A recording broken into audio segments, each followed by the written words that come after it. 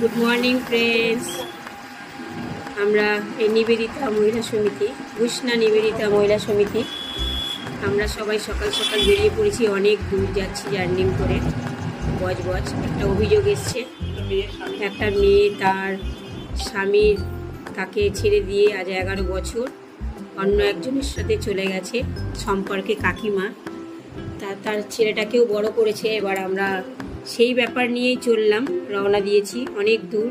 এই সামনে আগে টোটো যাচ্ছে, ওরা আমাদের পথ দেখিয়ে নিয়ে যাচ্ছে। সামনের গাড়িতে মেয়েটা আছে, ও তার 2 ভাই আছে, আমরা পেছনে যাচ্ছি টোটো নিয়ে।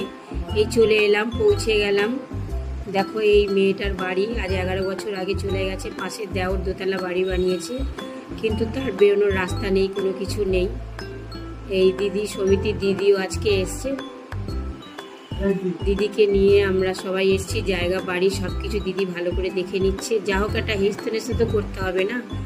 মেয়েটা আজকে অসহায় হয়ে পড়েছে। তার কাকিমা, কাকি শাশুড়ি, তারা বলছে যে হ্যাঁ, কেন পাবে না জায়গা। এই হচ্ছে মেয়েটি, সুস্মিতা, যে অভিযোগ জানিয়েছে। এই হচ্ছে সেই মেয়েটি। এই দিদি বসে আছে, এই তার ছেলে, মেয়েটির পাশেই তার ছেলে দাঁড়িয়ে আছে।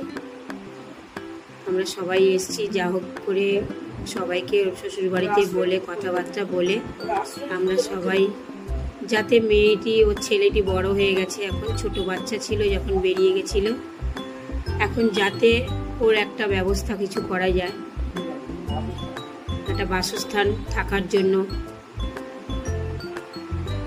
তৈরি করা যায়। এই ভাই আর এই পাশে আরও সব প্রতিবেশীরা এসছে, তারাও বলছে যে হ্যাঁ, স্বামীটা অন্যায় করেছে, বেরিয়ে চলে গেছে। পাশাপাশি যারা আছে, মেয়েটির কাকি শাশুড়ি, আরও পাড়া প্রতিবেশী সবাই এসছে। প্রত্যেকে মেয়েটিকে ভালোবাসে। আমরা সবাই মিলে এসছি, দেখা যাক কি হয়। এবারে আসবে যেই মেয়েটিকে নিয়ে চলে গেছে ওর হাজবেন্ড, সেই মেয়েটির স্বামী এবার আসছে। দেখুন, স্বামীটাকে ডাক করা হয়েছে, মেয়েটির স্বামীটিও আসবে। এসে এখন এই সুস্মিতা ডেকেছে ফোন করে যে কাকাবাবু একটু আসেন, সমিতির দিদিরা এসছে, কথা বলবে। এবার মেয়েটির হাজবেন্ডও আসছে, সে কথা বলবে আমাদের সাথে। দেখা যাক সে কি বলে, তার কি মতামত, তার কি কথাবার্তা, সে কি করেছে তার বউয়ের জন্য। খুব চিন্তায় পড়ে গেছে সবাই, কিছু তো একটা করতে হবে।